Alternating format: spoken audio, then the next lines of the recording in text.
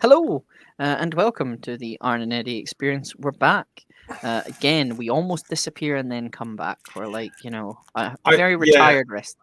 I have a slight problem with the amount of time that we took off. It was because I had a cold, so we were kind of scheduled to do this Newcastle thing like last week at the start of last week. So it was ages ago, and I had a cold, so I couldn't talk without going. So yeah, we're back anyway.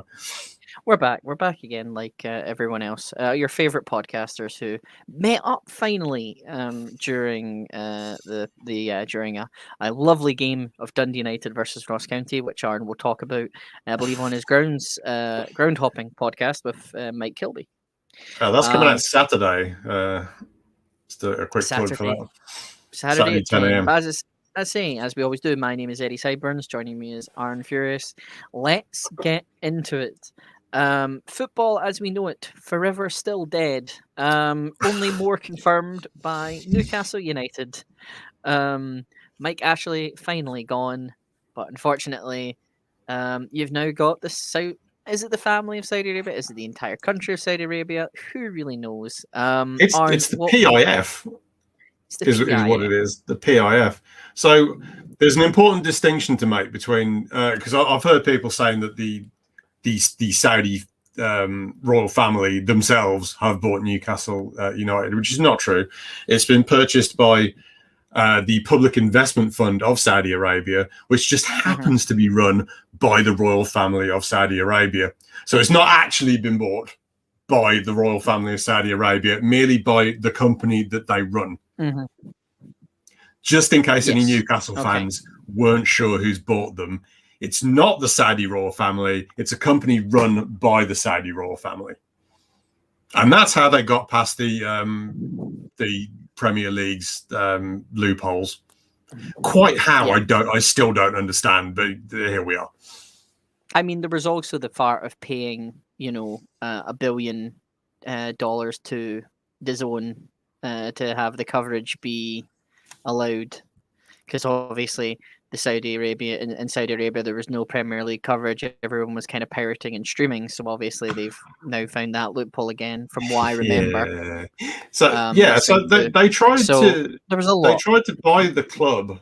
They tried to buy Newcastle last summer, and the Premier League said you can't do that because in Saudi Arabia, the country that is buying the team but isn't buying the team, you've got two major problems that we have an issue with.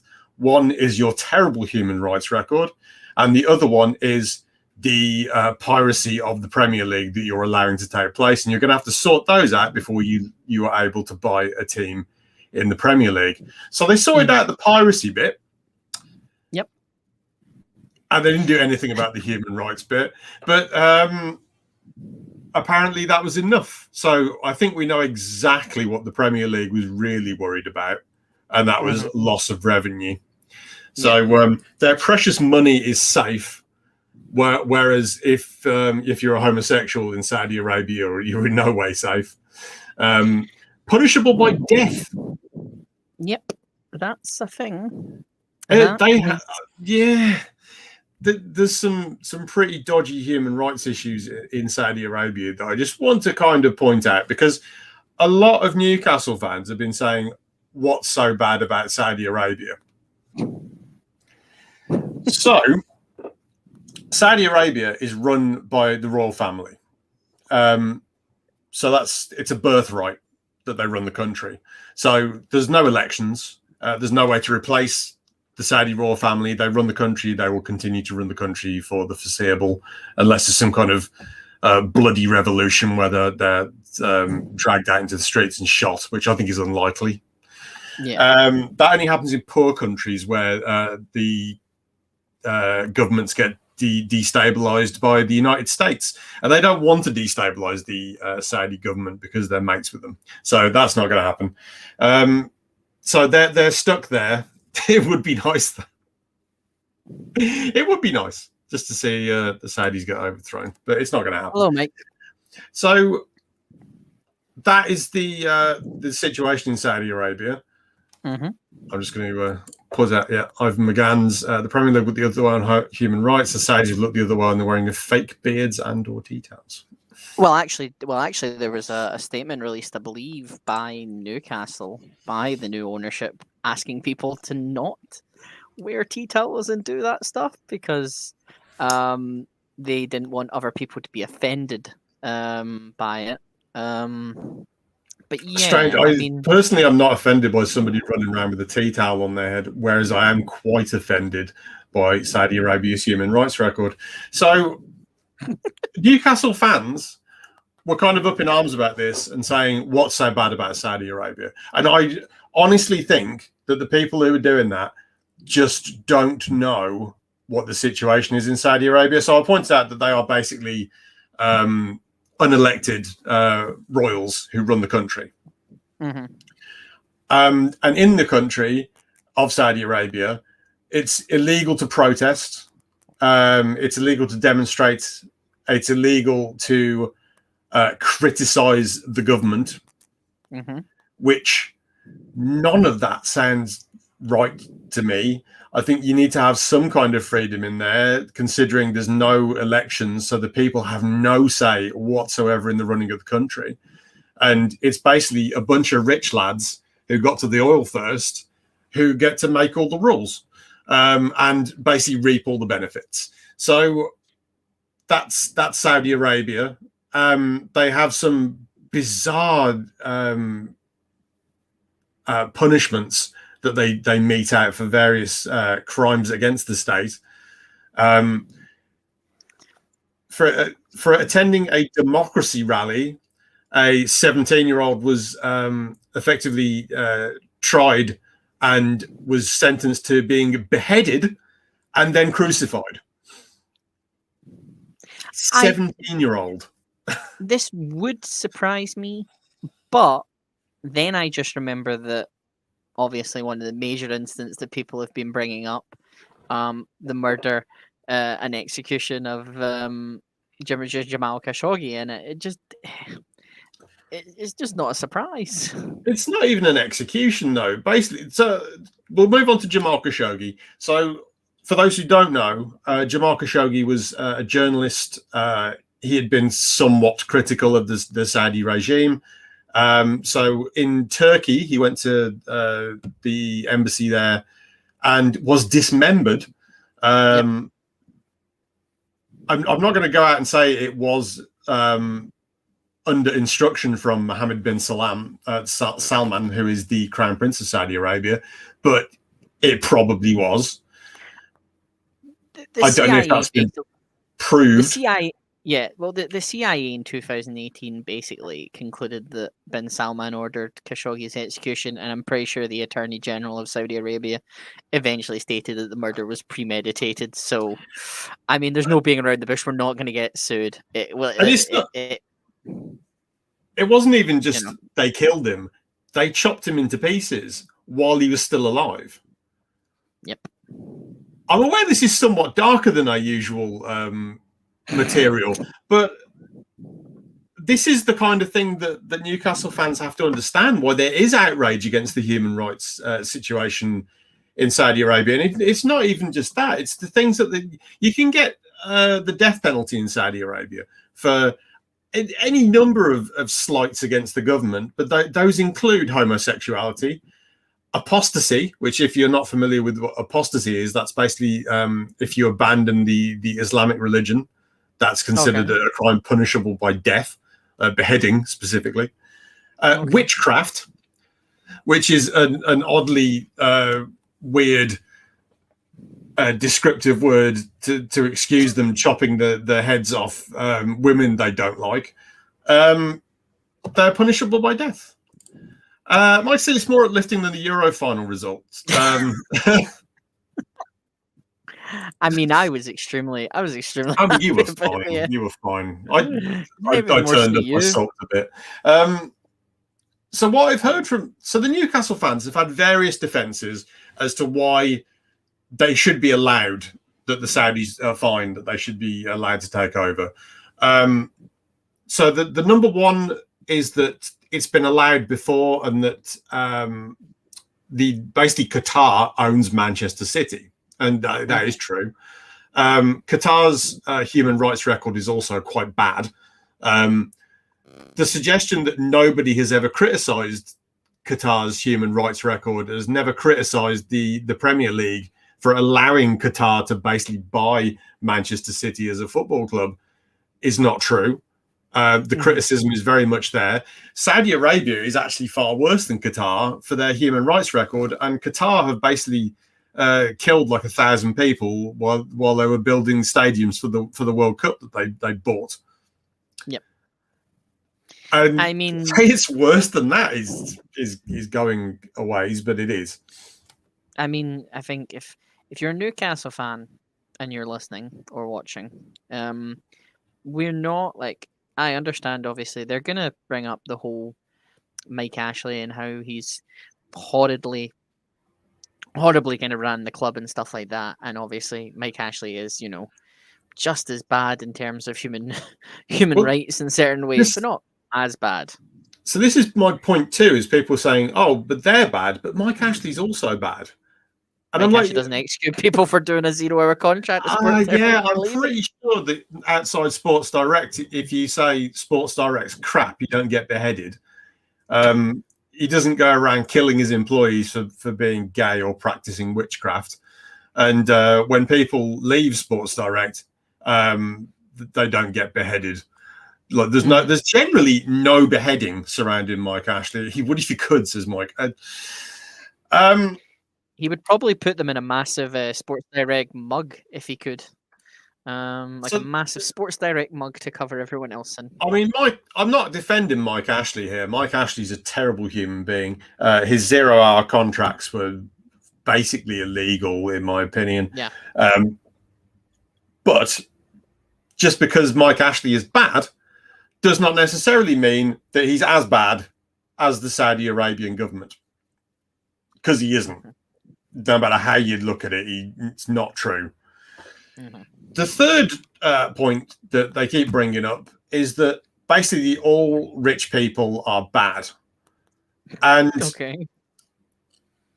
I mean, I can kind of buy into that one a little bit, but you have to admit that there are degrees of bad, and that treating your staff badly and beheading people,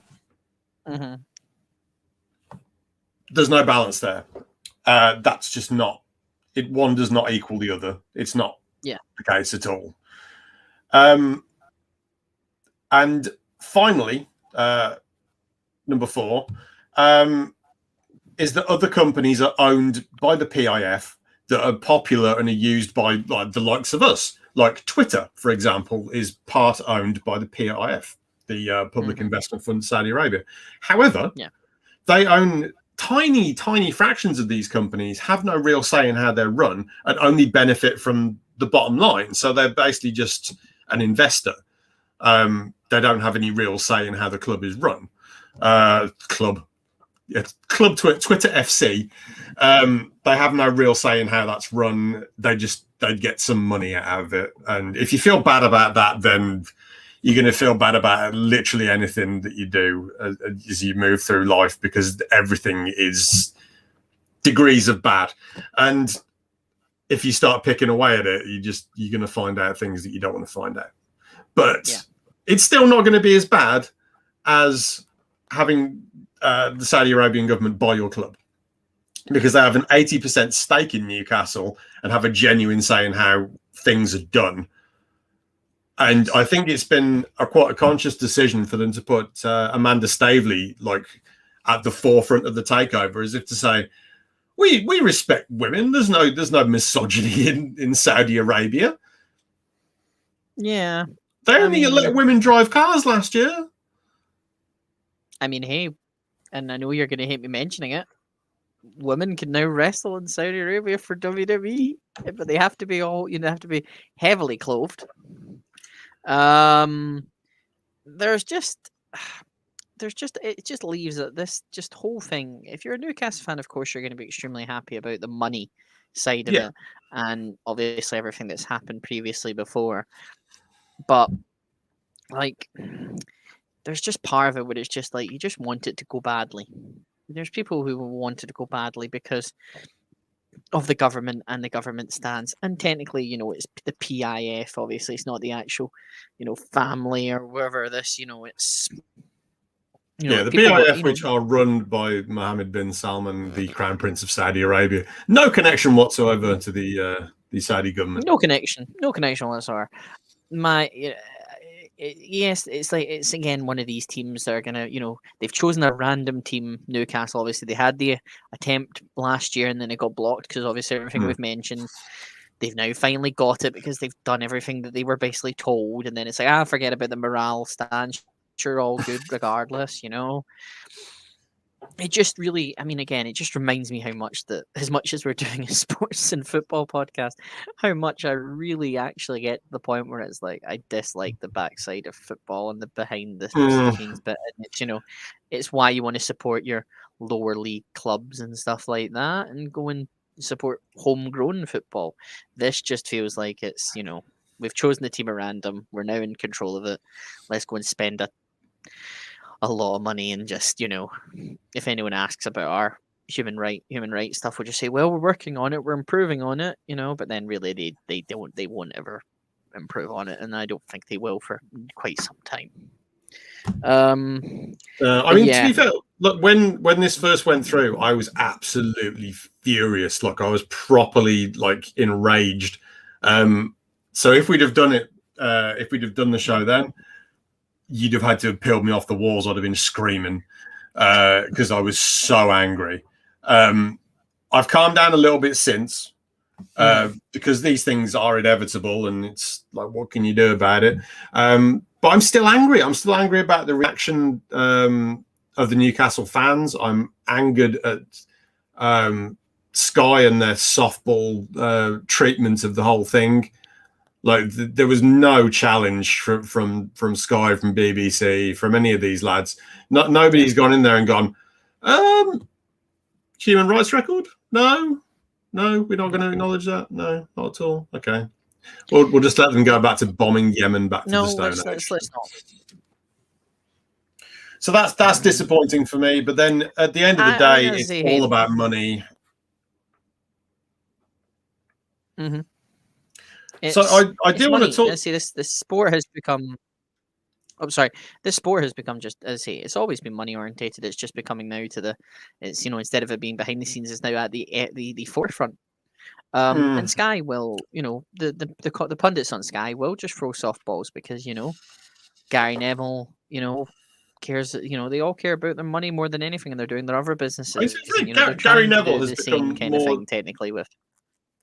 Gary's become more politically involved this year than he ever has. And I feel like he's had his eyes open to a couple of things about the way that the government works, and it's changed his opinions, and he's become far more vocal in opposition to Boris Johnson in particular. So it's nice to see him speaking out, but at the end of the day, he owns a club, and he's going to want the best for the club that he owns. So Ivan McGann said, spare a thought for poor Steve Bruce.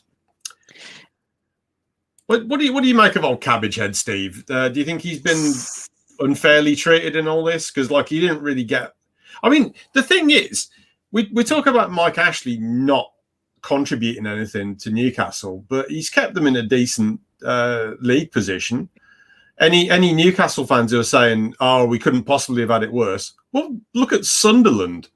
They're stuck in League One. That could have been Newcastle, but when they got relegated, he put a decent manager in and they came back up. So what's the problem?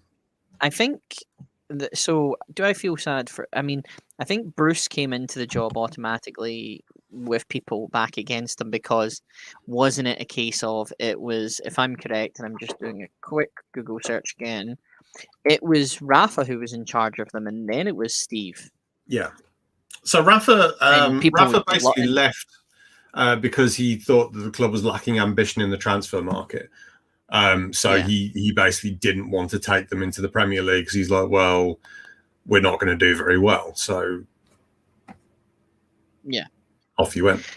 So I mean, when you go from Rafa Benitez, a Champions League winning manager, to former Sunderland manager Steve Bruce, you're automatically going to have they're automatically the fans are going to have their backs against the wall.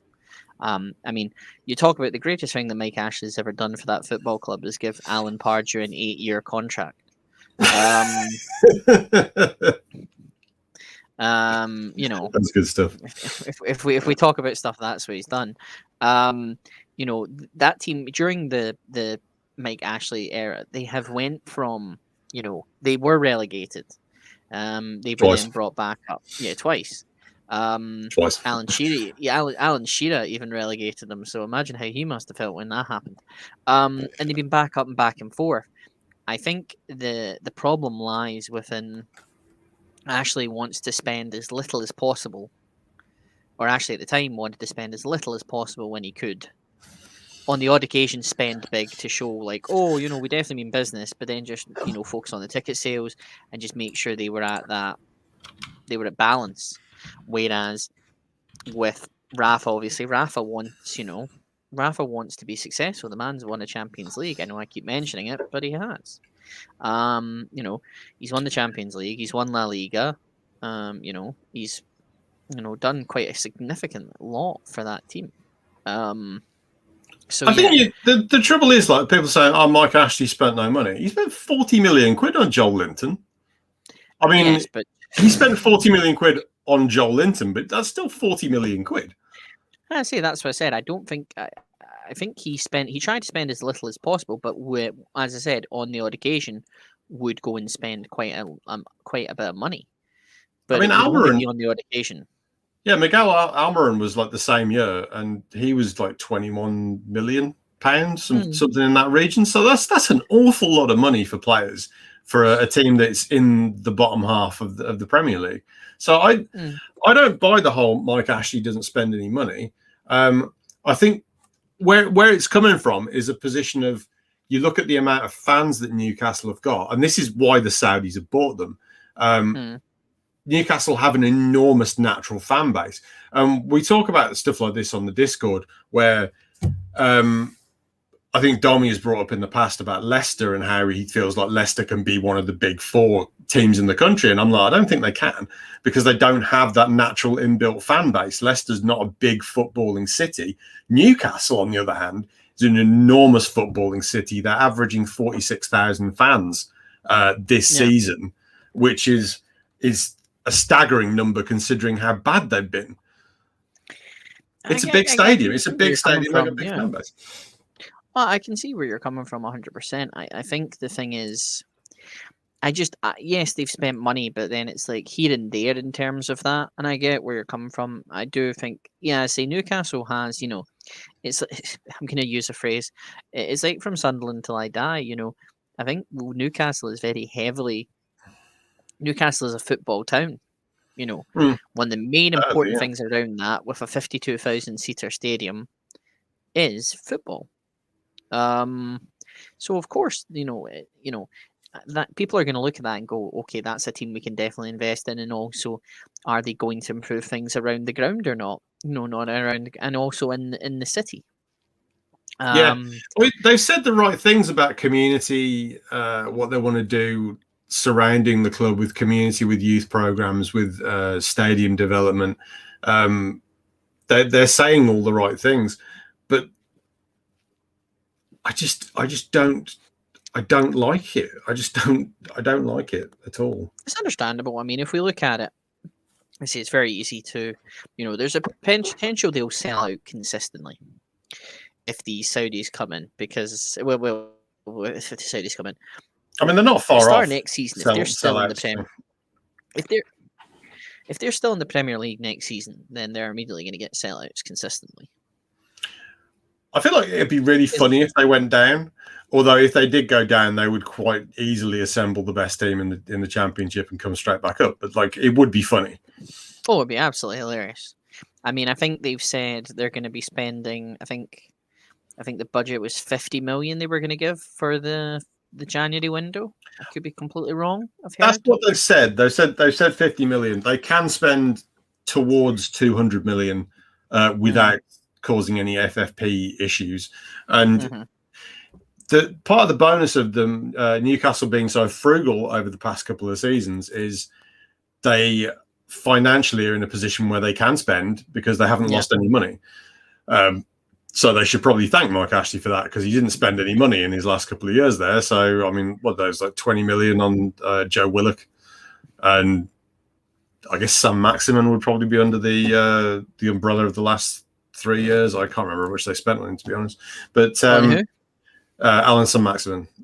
22, I think it was like 20 or 22 million. So they haven't spent an enormous amount of money. It's just, but they've brought players in and they've improved the squad. To be honest with you, it's one of those things where Newcastle can't do what Man City did. So if you're a Newcastle fan watching this and you're looking at Man City and thinking, how long was it between them getting the money and winning the league? And they'll be doing the maths and thinking they can do it in the same amount of time. I don't think they can. And the Premier League's been a bit crafty. All the clubs have been trying to gang up on Newcastle, knowing full well that they'll try and sponsor the stadium. It would be like the PIF presents St James's Park. How much are you paying for that? £1,000 million. That's a decent amount of money for the rights. So they've been told they can't do that, and due to financial fair play being a lot stricter in the Premier League because of Man City, they can't really go throwing money around in the way that City did. So it'll be interesting to see what happens from a footballing. Well, the next one we're going to look at is, because the thing is, we obviously with Ivan talking about Pierce spade a thought for Steve Bruce. You know, let's kind of, yes, we've talked about the negatives, and yes, we both disagree, I believe, with the overall thing of it. Let's just, because we kind of, you know, let's have a brief discussion about what's going to happen on the pitch for them. So Steve Bruce has been sacked, or mutual consent.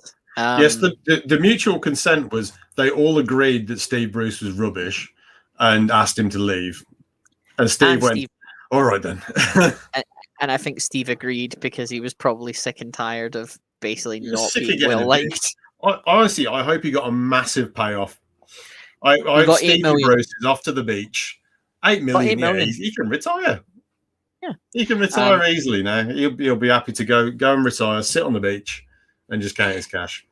He probably expects it to be his last job, but again, you never know in football. So the front runners, in terms of who's going to be taking the job over, Paulo Fonseca, the one of the numerous people on the spin a wheel, will you be the Tottenham manager this season job? Mike, I have a theory on thing there. Do you want to answer that? Sorry, I have a theory on Paulo Fonseca. So he got offered the Tottenham job, and I think somebody from the PIF got in his ear about it and said, "Don't take it. We'll bring you in when the deal goes through." Because I think they were confident it would go through once they sorted out the piracy issues. So I think it's probably going to be Paulo Fonseca, just based on the fact that he turned down that Tottenham job. It felt like somebody got in his ear and said, "Don't take it because this is coming." There are some other candidates, but I think a lot of that is guesswork. Brendan Rodgers has already said he doesn't want it. So, I mean, Brendan Rodgers once said he could be happy to stay at Celtic forever, and then, you know, sneaked off to Leicester in a handbag. So like Sam Martinez wouldn't surprise him. Roberto Martinez is still under contract to Belgium until the World Cup, which is next year. I don't think he's going to leave now. I think Belgium have a reasonable shot of being there or thereabouts in the World Cup, and to walk away now would be, I think, disappointing from his point of view. Also, I don't think they're going to go and try and take a manager away from a team, because I think that will help create negativity that they're trying desperately to avoid. I mean, as well, Roberto Martinez's heart is set on being, you know, the next Barcelona manager. You know, I mean, he could get that job. He could quite easily get that job. So Martinez could be it. Conte, I think Conte would want a good year or two before he would become the new Well, Conte the new left Inter, and he left Inter because they weren't ambitious enough because they were going to sell all the players. So the rumor has it that PIF actually want to buy Inter as well. So it wouldn't surprise me if they had Conte go back to Inter when they get that deal go through. I don't know. We'll see. I notice he isn't being talked to. I think Conte would be about 2 years' time before they would bring him in. He would probably want 2 years. He would want them when they're at a level where they're challenging rather than the level they're at just now. Lucien Favre used to work with Alan Saint-Maximin in Nice. It could happen. Eddie Howe probably going to be able to bring his entire staff, so probably I can afford it. Unlike a Celtic attempt. I don't think he fancied the Celtic job. He just didn't fancy it. Steven Gerrard, I mean, don't think so. I think his heart is still set on giving the Liverpool job somehow, if I'm being honest. Frank Lampard, I don't. I'd be surprised. But yeah, he's listed among the favourites, so he's down on our little spreadsheet thing there. What's your successes, Frank? Well, I had a decent time at Chelsea and I didn't get promoted with Derby County. I got knocked out of the playoffs with Derby County. How much money do you want? Yeah, and I had a and I hardly did much with. I was runner-up twice. With 2 competitions with Chelsea. Okay, fair enough. Yeah, it's. I think most likely it'll be Fonseca. They will spend probably, as I said, about what's the term I'm looking for? Yeah, they'll spend. Yeah, well, they look 100. They're going to look to bring in some players in January. They can't make the team worse by spending some money. It's already quite bad. There's some pretty obvious glaring problems for them there. They need a new defence and probably a couple of central midfield players to kind of fix what's wrong. They've got good players there, like Sam Maximin's good, Callum Wilson's a good finisher. Willett came in the summer. He's a decent player. They're not going to completely bin everyone off, but they do have to make some changes, otherwise they're going to struggle. I think I saw I think someone did a thing where they like who was going to sign for Newcastle, and every position was a different player. The only position that stayed exact the same was the goalkeeper, Carl Darlow. And I was just like, there's no chance. I mean, I've heard rumors that they probably will try and go for Andre Onana, the Ajax goalie who's basically currently dealing with his 1 year suspension. I could see that happening. There was rumors that man who's made of glass, Frenchman Ousmane Dembélé was interested in coming to Newcastle. Yeah, Ousmane Dembélé is signed by Barcelona for 100 and I can't even remember 100 and something ridiculous million. 4 years ago, his contract expires in the summer and would be available on a free. So, yeah, again, excellent work from Barcelona. We enjoy their work. Well, that really, yeah. Well, they're I really hope Dynamo Kiev had won against them yesterday, but alas. Yeah, I know that's another thing I think we've done a Barcelona one. We've done this one. The next one we're gonna do is we were going to finally talk about this. I think it's one we are finally going to do. I believe we wanted to do a talk about kind of football and the way it's going, and obviously the health concerns and everything that are going on with that. So if Arn is okay with me doing so and kind of almost announcing it, that would probably be the next one I'd like us to chat about and talk about. We are going to be getting guests back. I do have one American guest who desperately wants to come on, who I will interview, who we will interview, and that'll be a riot when that happens. But other than that, if you haven't done so already, please like and subscribe. If you've not done so, it's all underneath. Arn will be back on Saturday at 10 o'clock in the morning. It's already recorded, so he doesn't have to wake up. With Mike. With Mike. It work when it comes out, but yeah, it's 10 a.m. Groundhoppers Guide number 4. It's about an hour long, and there's loads of grounds in it. So like, we're just chatting about football grounds. Fantastic. We had a great time at Tannadice. Dundee United was a good game, so I'm sure you'll be talking more about that. Wasn't for me. It was 90 minutes of pain and very much frustration about realizing that I'm never going to a Dundee United game again. But yeah, thank you very much. I love you, son. The shirts up behind. There's the Dundee United shirt that I picked up. I'm actually wearing this on the ground, the Groundhoppers Guide. So fantastic for that one. Right. It's 10:30. Everyone's probably now still busy on the FM22 beta. Apparently there's been £64 million spent in game already, and it's only been out for about 55 minutes. So there you go. Yeah, I'm still playing the last one. I got stuck into that Dundee United save, and I'm hooked. He's forever Dundee United tainted, my friends. Right. We will see you all. We will see you all next time. Take care. Stay safe. Thanks for watching.